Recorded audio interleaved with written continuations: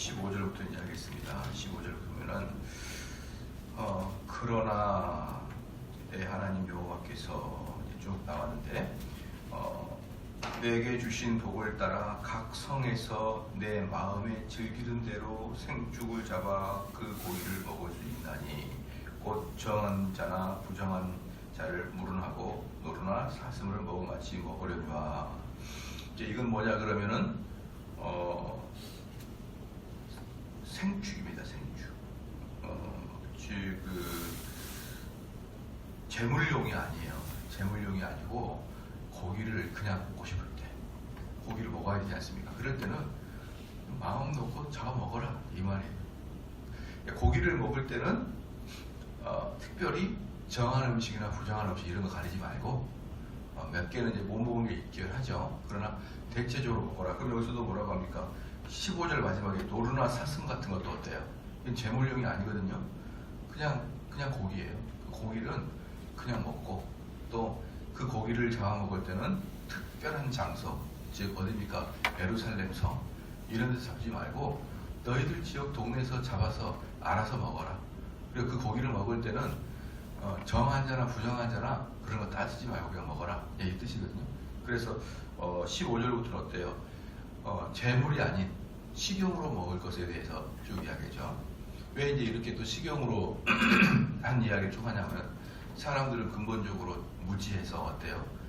재물용을 계속 이야기하다 보면은 식용에서조차도 이제 어떻습니까? 이 재물용처럼 이걸 먹어도 되냐 안 되냐, 이걸 이때 잡아야 되냐 안 되냐 또 이렇게 따질 거잖아요. 그냥 그런 식으로 하지 말고 재물용과 식용을 좀 분별을 해서 너희들이 마음대로 먹어라. 예, 그거든요. 만약에 규정을 이렇게만 안 하면은 아마 사람들은 고기를 잡을 때 예루살렘으로 와서 많이 잡는다. 원래 제사는 예루살렘에서 드리잖아요. 그럼 한번 먹어보십시오. 맨 북쪽에 있는 곳과 맨 아래쪽이 브레셀하고 맨 위가 단이거든요. 이스라엘이. 이 키로수가 약 250km 되는 거예요. 250km. 그러면은 이제 고기 먹고 싶으면 난리가 나는 거죠. 그렇죠? 그리고 이스라엘 전체 백성이 약 240만 명이라 했잖아요. 걔네들이 이제 고기 먹고 싶으면 어때요? 예루살렘에서 뭐 하루 종일 아마 기다려도 못 할 거예요. 하루 종일. 그리고 다 이제 그걸 잡아서 다시 단까지 올라가려면 고기가 다 상할 거예요. 그러한 실질적인 있어요. 그래서 참 이게 말씀을 이제 가리키다 보면은 재밌는 게 뭐냐면은 언론적인 면은 동의가 되는데 그럼 내 실제의 생활은 어떻게 할까 이런 이제 고민을 하는 분들이 계셔요. 상당히 실제에 이것을 내 삶에서 응용할 때 어떻게 될까라고 할 때 때로는 그렇게까지 신경을 안 써도 되는 부분에까지 막 신경을 쓰는 걸 볼 수가 있습니다. 그러니까 신앙생활과 우리의 삶에 있어서 자유롭게 결정할 부분들을 사람들은 자꾸 이렇게 착각을 해요. 같이 두 개를 연결시켜서 하는데 실제로 이제 우리가 신앙생활 할 때는 그 구원의 도에 있어서 아주 디테일하게 점검을 해야 되거든요. 디테일하게. 근데 여러분들이 이 땅에서 옳고 그름에 대해서 선택할 때 나름대로 여러분이 가지고 있는 그 지식 가지고 선택을 하게 나가면 되는 거예요. 이게 옳은 것 같아, 이게 옳은 것 같아. 여러분 양심에 맞게. 그래서 웨스턴 신앙법에서도 그 나와 있거든요. 모든 것은 우리의 양심에 맞게. 그래서 우리는 뭘 해야 되냐면 지식을 키우는 거예요. 지식을. 그래서 지식이 많이 있어야 내가 이쪽으로 갈 때 옳다는 걸 알거든요. 그러면 그때는 지식을 많이 가지고 내 양심에 맞게 판단해 나가면 되는 문제들을 꼭 구원의 도에 이르기까지 막 세심하게 목사님 이거 해도 됩니까? 안 해도 됩니까? 이렇게 문의가 많이 와요. 기독교인들에게는요 이게 해도 됩니까? 안 해도 됩니까? 이게 이분법적으로 묻는 것은 별로 좋은 건 아닙니다. 별로 좋은 게 아니에요. 모든 것은 하나님이 다 쓰시는 거예요. 모든 것은 예를 들어서 이 땅에는 100% 하나님도 왔고요. 사람들 중에 100% 선도 없고 100% 악도 없어요. 100% 하나님도 없고 100% 마귀도 없습니다. 사람들은 항상 하나님적인 요소와 마귀적인 요소 섞여 있어요. 섞여. 누구든지. 그렇기 때문에 이것은 악한 거, 이것은 선한 거 이렇게 딱 이분법으로 나눌 수가 없는 거예요. 예를 들어서 또 뭡니까? 지금 우리가 환경이 너무나 안 좋아요. 지금 내가 너무나 안 좋구나. 그런데 그 너무나 안 좋은 것이 악이라고 생각할 수 있지만 그렇지 않죠. 우리 한문에 보면 타산지석, 나쁜 산을 보면서 다른 산을 보면서 나를 돌아보는 거예요. 그러니까 주변 환경이 너무 안 좋다. 그것도 악이라고 말할 수가 없다 이 말입니다. 그것도 악과 선을 이렇게 딱 무자르듯이 잘라낼 수 없는 거예요. 그러니까 우리 그리스도인들은 이걸 해야 됩니까? 하지 말아야 됩니까? 이런 식으로 신앙생활을 해나간다 그러면 지나치게 어려웠다. 그래서 여기서 말하는 것처럼 어때요? 항상 만약에 이런 글이 없다 그러면 신명기 13장 15절의 말씀 이런 글이 없다면 어때요? 맨날 제사장한테 물어볼 거예요. 레위인들한테 이걸 먹어도 됩니까? 안 됩니까? 이걸 뭐 월요일날 잡을 건데 월요일날은 괜찮나요? 어쩌나요? 뭐라고 합니까? 너희들 임의대로 해라. 너희들 임의대로 해라. 16절에 보니까 오직 그 피는 먹지 말고 물같이 땅에 쏟을 것이요. 왜 피를 먹지 말라고 하냐면요, 이스라엘 사람들에게는 피가 생명의 원천이기 때문에 그런 거예요. 그들에게는 이 피야말로 사람이 살아갈 수 있게 하는 원동력이고, 이 피가 빠져버리면 죽게 되는 거잖아요. 그래서 이 사상이 어때요? 이스라엘 속에 끝까지 있기 때문에 그 피를 제사용일 때는 그 피를 받아다가 죄인들 위해서 뿌리고 제단에 뿌려요. 피를. 근데 생축에서 먹을 때는 어떡하냐? 그 피를 땅바닥에 쏟아버립니다. 그러면 제사를 드릴 때 사람에게 뿌리는 이유는 너희들에게 새 생명을 주겠다는 거예요. 왜 새 생명을 주겠다는 겁니까? 죄의 결과는 사망이니까. 그러니까 우리 인간은 사망의 그늘 속에 항상 있잖아요. 우리는 하루하루 살아가는 게 사망으로 가고 있는 거잖아요. 그러니까 우리는 항상 죄의 결과 사망이 있는데, 이 죄의 결과 사망이 있는 자에게 어떻습니까? 하나님이 용서해 주는 것을 피뿌림으로 상징한단 말이에요. 예수님이 우리를 위해서 보혈의 피를 흘리신 건 뭡니까? 당신의 생명을 우리에게 전가시켜 주는 거예요. 그러면 그건 제사를 드릴 때 일이고, 여기서 땅바닥에 흘리는 이유는 뭐냐 그러면, 이제 우리가 먹을 때는 그 피로 죄사함을 하는 게 아니니까, 그럼 이 피는 생명이기 때문에 피를 먹은 것은 안 되고, 피를 땅에다 뿌리면은 그 인간과 동물을 만든 재료가 뭔가요? 흙이잖아요. 그러니까 동물의 생명은 피예요, 피. 그러니까 요 생명이 너가 왔던 데로 다시 가라 이 말이에요. 너가 왔던 데로 다시 가라. 그러니까 생명을 땅에다 뿌릴 것은 그 생명을 다시 살려주는 겁니다. 무슨 말인지 아시겠죠? 그래서 이 정신은 뭐냐 그러면, 이 정신은 하나님이 주신 어떠한 생명도 함부로 하지 않겠다는 거죠. 그 짐승이든지 뭐 해충이든지 간에 이 생명을 함부로 하지 않겠다는 정신이 있는 거예요. 그래서 뭡니까? 불교를 믿는 곳에만 이 짐승을 보호하는 게 아니고, 여러분 서양에 가면 얼마나 짐승을 잘 보호합니까? 그래서 하나님의 명령인 거예요. 어떤 생명인지 함부로 다루지 말라는 것이죠. 짐승을 잡아먹을 때, 이건 중요합니다. 잡아먹을 때는 괜찮아요. 우리가 식용을 할 때는. 근데 그 짐승을 학대하거나 재미로 괴롭히는 것은 철저히 금지되어 있습니다. 내가 피째 먹지 말고 피를 땅에 쏟으라, 이제 이 말을 하니까, 이걸 문자 그대로 해가지고, 제가 아는 분, 어떤 분은 선지 해장국을 안 먹어요. 선지 해장국을. 성경에는 분명히 피째 먹지 말라고. 저는 그분한테 묻고 싶어요. 그러면은 불고기도 먹으면 안 된다. 거기 피가 이렇게 묻어 있으니까. 불고기 꼴구적한 게 다 피거든요. 그런 거 먹으면 안 된다. 이것은 어때요? 이스라엘 사람들은 실제로 이 말씀은 어떻습니까? 고지고대로 다 문자 그대로 믿어요. 이스라엘 사람들은. 그래서 소를 매달아 놓고 이렇게 피를 다 뽑아요. 땅에다가 쭉. 아마 이 말씀도 누구한테 있으니까, 이 말씀도 저기 알라르 성밀은 무슬림도 이 말씀을 가지고 있거든요. 걔네들도 이 말씀을 믿어요. 그렇기 때문에 걔네들 할랄 식품인가요? 그거한테 보면 보십시오. 소 매달아 놓고 피를 다 빼요. 쭉 피를 뺀 다음에 피가 다 없어지면 고기 색깔들이 빨간 게 아니라 허여물건해집니다. 고기 색깔들이. 그걸로 먹습니다. 걔네들 그걸. 핏째 먹지 말라고.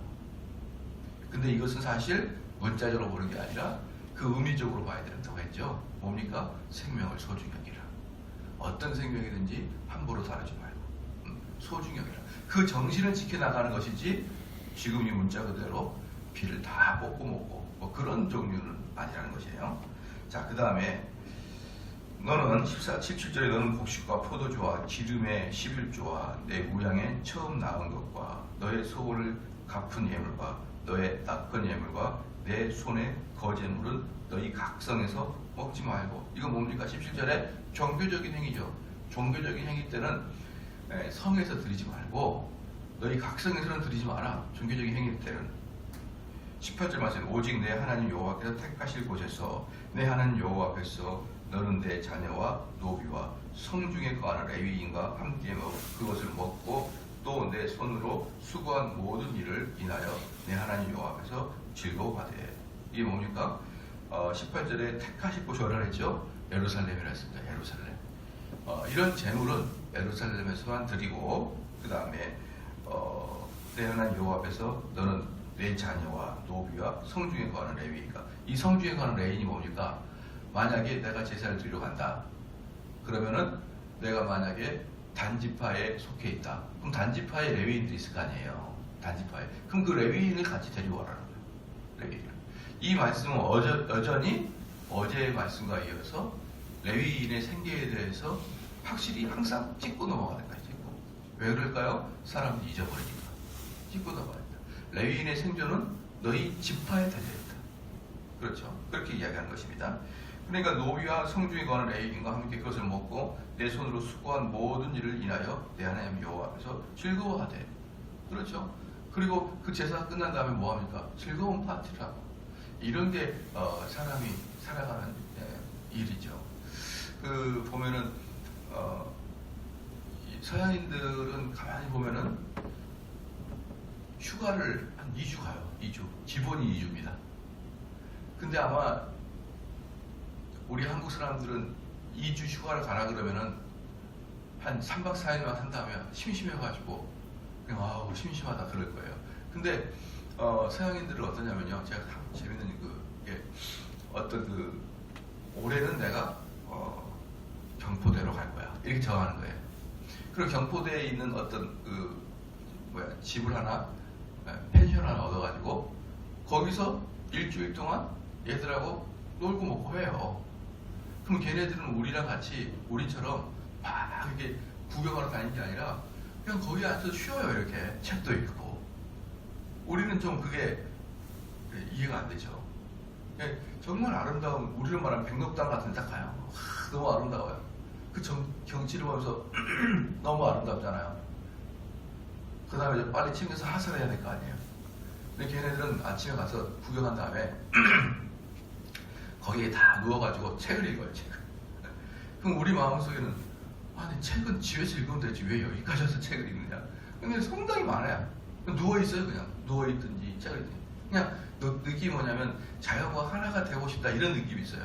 근데 우리 어때요? 보는 데 보고 사진 찍고 이런 데 끝. 그럼 보고 사진 찍으면 끝. 아무리 좋은 환경도 30분 보고 나면은 딱 그렇구나 이렇게 되는 거예요.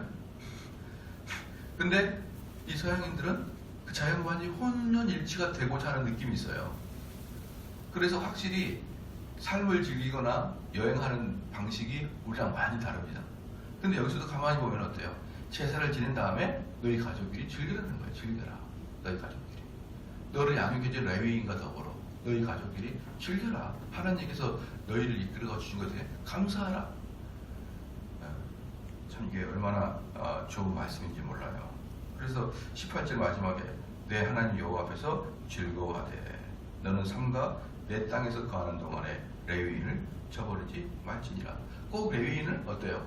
하나씩 못 박아두라고. 하나씩 잊어버리지 말라. 삼가하라. 기억하라. 그러니까 우리는 이런 말씀에 대해서 무엇을 해야 된다? 정신은 계속 이어받아야 된다. 그래서 실질적으로 목회자들은 세상 나가면은 어떠한 권세도 없고 어떠한 권리도 없어요. 오직 목회자들은 누가? 교인들이 존경해 줘야만 되는 것입니다. 그게 교인들의 의무예요. 그리고 목회자들은 그래야만 살아갈 수 있는 거예요. 그래서 저희들이 목사 위임식 할 때 이제 목사 선서할 때 만약에 상송지역의 담임 목사가 됐다. 그러면 노회장이 오셔가지고 담임 목사에게 선서를 합니다. 선서를 시켜요. 선서를 쭉 하고 내가 이 양들을 먹이겠습니다. 선서를 해요. 그 다음에 노회장이 성도들을 이렇게 세워서 성도들을 선서하게 합니다. 그때 이제 선서할 때 뭐냐면 나는 이 목사님과 그 가정을 후히 보살피겠습니다. 그 선서를 해요. 근데 그게 장로교 목사님 선서인데 그게 모세 오경에서 나온 내용들입니다. 나는 목사님 가정을 후히 하겠습니다. 또는 목사님의 말씀에 순종하고 목사님을 존중하겠습니다. 이런 성도들의 선서가 있다. 그것은 모든 목사들이 그 교회 위임 목사로 올 때 다 그런 성도들의 선서가 있다. 그것은 모세 오경에서 나오신 것이다. 그러므로 그 방식은 달라도 무엇은 여전히 가고 있다? 정신은 계속 가고 있다는 것이에요.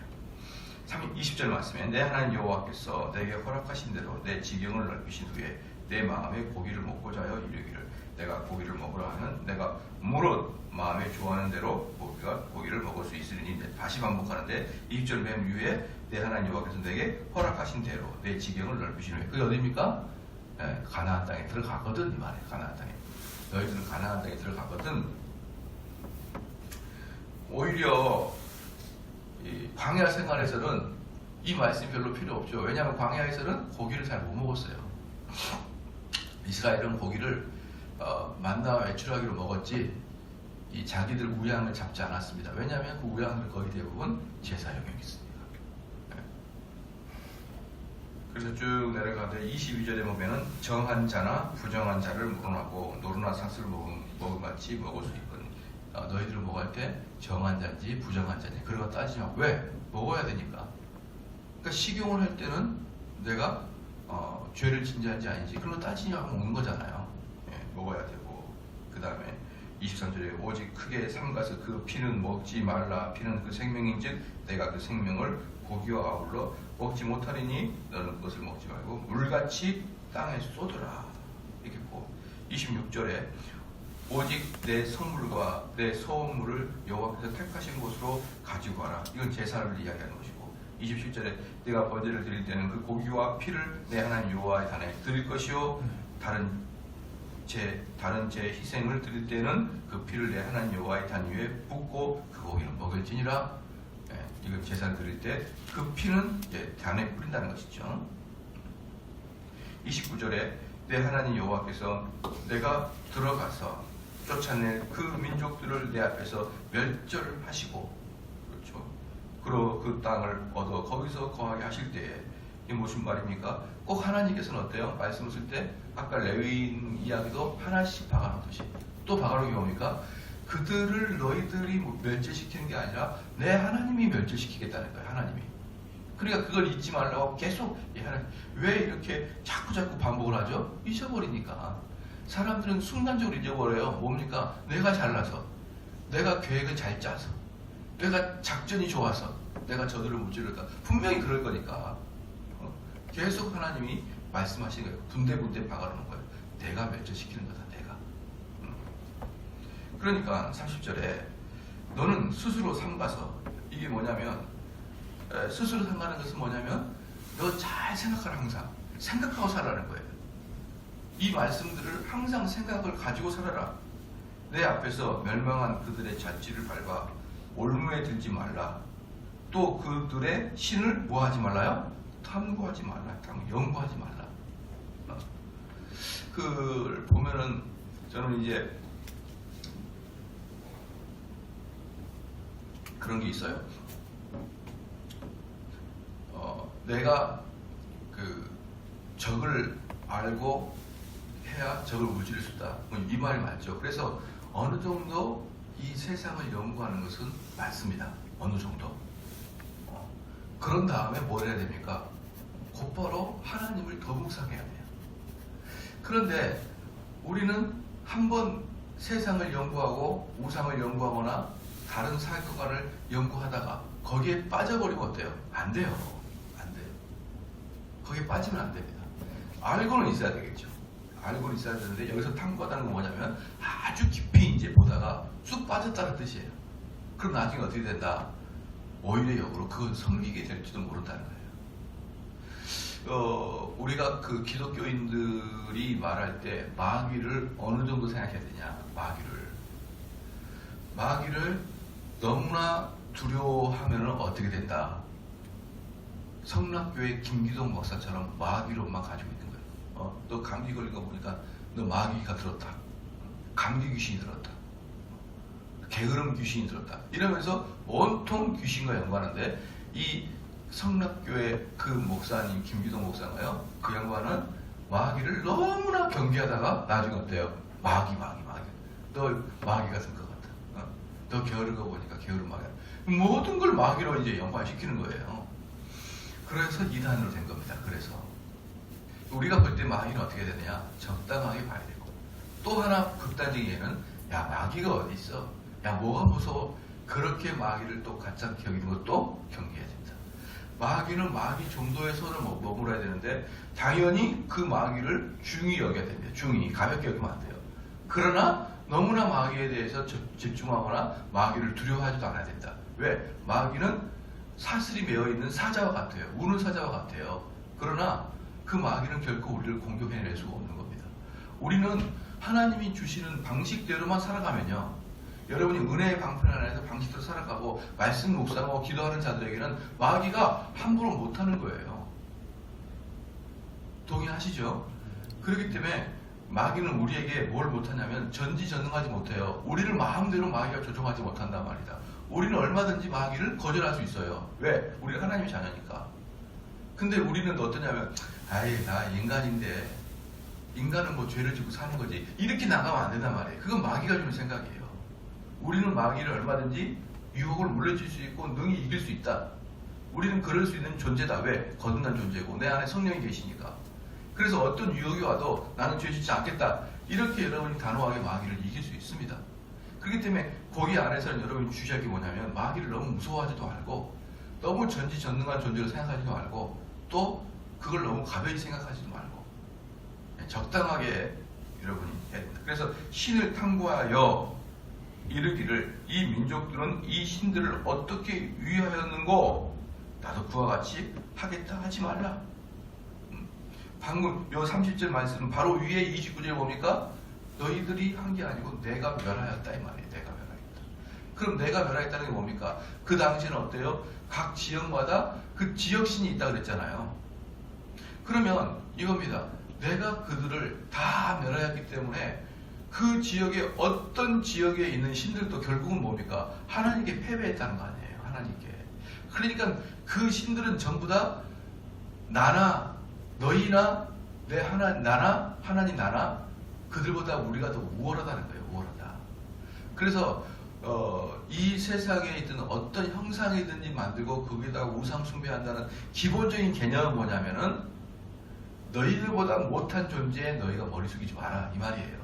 우상 숭배의 기본 전제는 너희들보다 뛰어난 자는 오직 나 여호와 하나님밖에 없다는 거예요.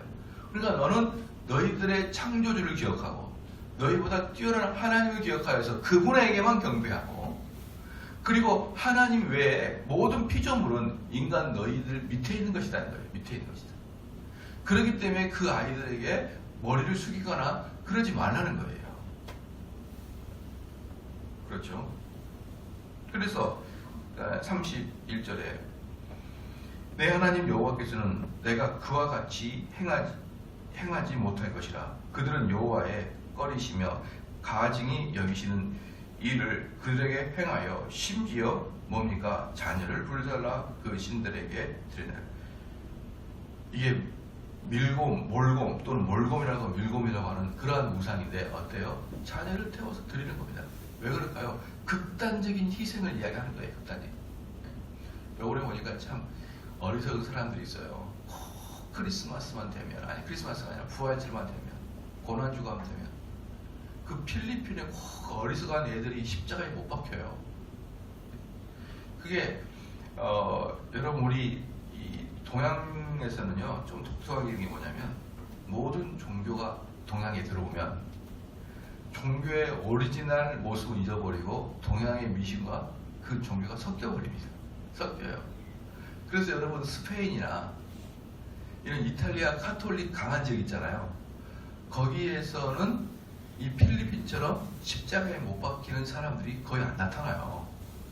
근데 필리핀에서는 매년마다, 이번에 지금 보니까 37년 동안 1년에 한 번씩 실제로 못을 박아요. 그 사람이 안 죽고 사는 것만 이해합니다. 그런 식으로 자기의 극단적인 고통이 뭔가 하나님 앞에 가까이 가고 있다는 느낌, 극단적인 극기가 하나님께 가까이 가고 있다는 느낌은 사람들 마음에 있어요. 그래서 이런 분을 봤습니다. 가끔 어떤 사람에게 잘못을 했어요. 그럼 너 지금 하나님께 회개하고 있냐? 그렇게 물으면 지금 그 사람한테 가서 너가 사죄했냐? 그럼 어떻게 해요? 목사님, 제가 그 일 때문에 아주 큰 고통당하고 있습니다. 내가 이 일을 잘못해서 큰 고통당하고 있고 나는 그것 때문에 매일 울고 있습니다. 그럼 제가 물어요. 아니, 너 스스로 고통당하는 거 말고 피해자한테 가서 네가 사죄를 하고 보상을 했냐? 이 말이에요. 그럼 또 아니 목사님, 그 일 때문에 제가 매일 눈물로 보내고 있습니다. 아니, 네 눈물로 보내는 거 말고 너 고통당하는 거 말고 그 사람에게 원상복귀 해줬냐? 그럼 못 해줬어요.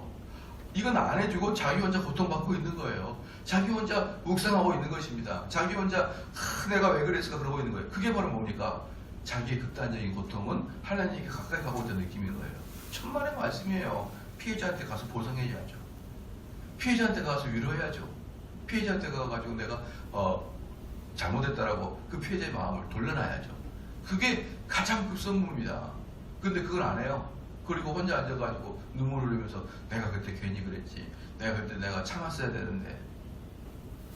여러분, 그게 뭡니까? 자녀를 불살라 그 신들에게 드린 것처럼 자기 스스로 고통을 당하면 그 신이 뭔가 좀 해결해 줄 것 같고 요용을 안 할 것 같은 그런 착각에 빠집니다. 이런 착각은 종교가 동양으로 넘어오면 동양에 있는 모든 나라들은 이 착각으로 또 빠져요. 이 착각. 그 다음에 32절의 마지막에 내가 너에게 명하는 이 모든 말을 너희는 지켜 행하고 그것에 가감하지 말지니라. 뭡니까? 30절에 너는 스스로 삼가해서 그랬죠. 스스로 삼가해서 마지막에 뭡니까? 말씀을 가감하지 말라는 거예요. 이게 뭡니까? 말씀을 잘 듣고 그 말씀을 그대로 내 마음속에 녹여나도록 그렇게 하는 말이에요. 가감하지 말고 좀 더하거나 빼거나 이러면서 자기에 맞게 그 말씀을 이렇게 요리하지 말아요. 보십시오.